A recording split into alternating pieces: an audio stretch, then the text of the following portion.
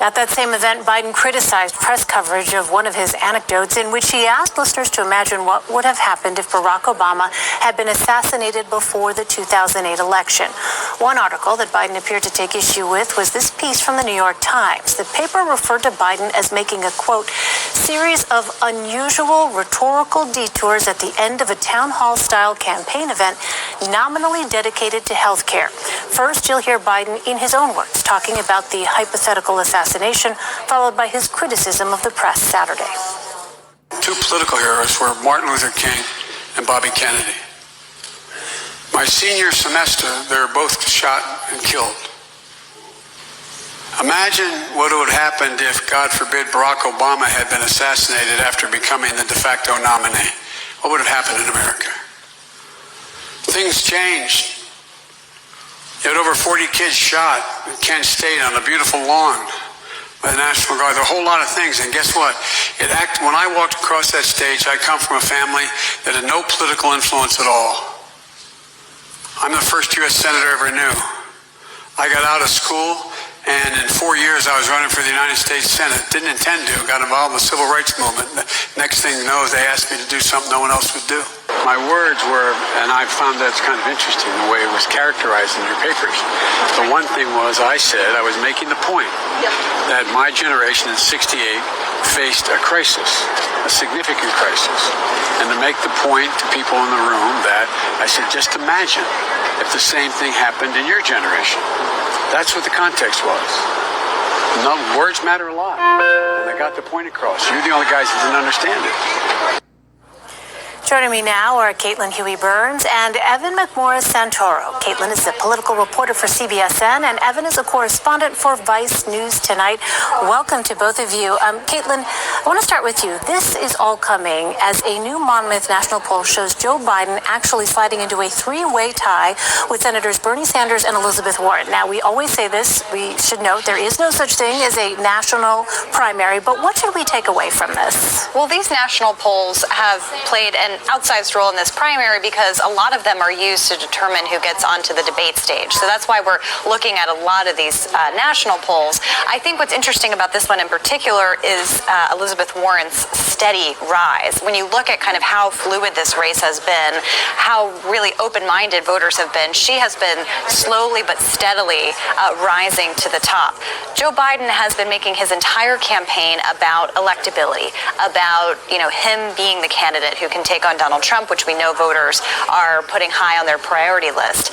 Do these gaffes, do these questions that he raises put that in jeopardy? That's something that we're waiting to hear. And Evan, Biden's pollster is writing this poll off as an outlier. Nevertheless, based on what Caitlin just noted here and what we're seeing with the numbers for Elizabeth Warren in particular sort of slowly but steadily creeping up, how much of a concern is this for the Biden campaign? I think more concerning for the Biden campaign is that press conference he gave where he has to explain why he made some comment about President Obama maybe being assassinated. I mean, the fact is, this is piling up and piling up and piling up for Biden. The very first time I saw him go out and campaign was his very first day of campaigning in Iowa. And on his first two stops, he said, back when I was president, which of course he never was. This is a thing where it's like, are voters going to care or not? We don't really know. Yeah. But as long as it becomes a central story of his campaign is him trying to constantly explain why he says Keene, New Hampshire's in Vermont, or what he said the thing about Obama being assassinated, or when I was president, or anything else, that's more of a concern, I think, than just one poll. Is the fact, though, that voters know Joe Biden because he's such a known quantity, this is not something that's particularly new, this notion of gaffes? Is that something that could perhaps, if you are the Joe Biden campaign, you're sort of banking on, that this is the idea that voters already have of him and that it's not necessarily this cause for concern despite what you're pointing out here, which is this sort of scrutiny of those gaffes? Oh, absolutely. Nobody would expect Joe Biden campaign not to include some gaffes. It's sort of a normal thing.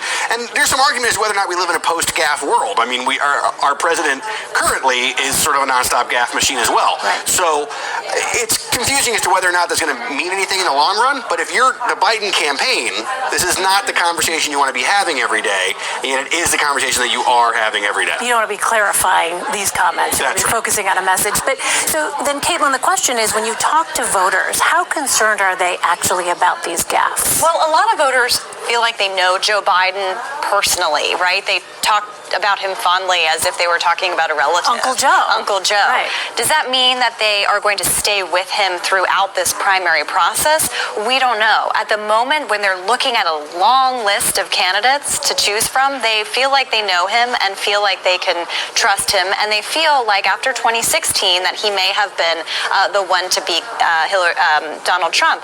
However, Evan and I have been at a lot of these Biden events. We've seen him campaign. His events are very small.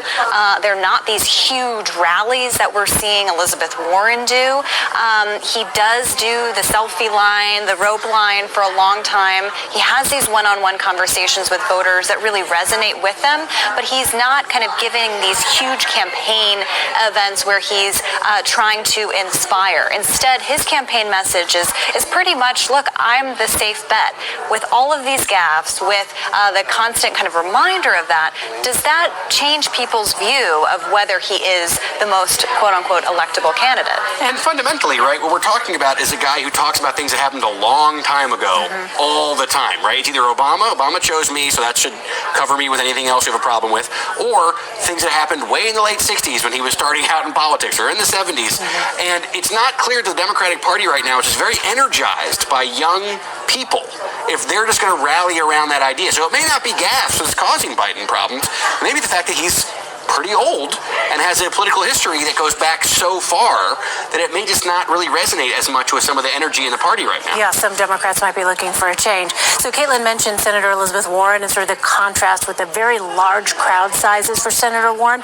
Her team is celebrating what they say is the largest rally of her campaign, Evan, 15,000 people in Seattle.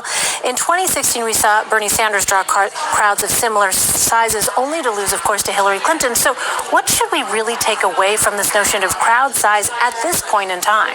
This is literally the hardest thing for somebody who covers politics to answer. Right. Because on the one hand, so what's the answer, the Evan? 2016 story was, let's look at these machines full of polls and how they show that these numbers mean this, and so therefore crowds mean nothing, right? Meanwhile, we ignored massive crowds being drawn by President Trump, and we ignored massive crowds being drawn by Bernie Sanders, right? Now we're doing it again. What do we do now with these giant crowds? What I can say is, across the board, all the anecdotal evidence that I have is that everywhere I go, people love Elizabeth Warren. Like, she's doing very, very well on an anecdotal basis. I can't give you any sort of a deep dive into numbers that tell you something special, but I can say that, like, you'd rather be drawing 15,000 people to a crowd than not doing that, and she's doing it, and other candidates aren't doing it. And that is all I can tell you about it. That's your political analysis right now. That's okay, right. And for the record, we covered everybody's crowds here at CBS News. I can attest to sitting through many rallies, but I hear what you're saying. How do you quantify a level of enthusiasm, right, Caitlin, at this point? Well, it is notable, though, that there are so many candidates campaigning everywhere all the time that to draw this kind of crowd at this stage in the campaign with so many other candidates, I think, is something. And it does kind of show how we were talking about Joe Biden, talking about the traditional things. Elizabeth Warren, she's not young, but she has been talking about things that are inspiring to the base of the party and kind of beyond it. She's talking about policy. She's talking about big structural change. There's an excitement around something different and new that she is talking about in terms of policy. Whether that stays remains to be seen, but for now, she is pretty much the hot commodity.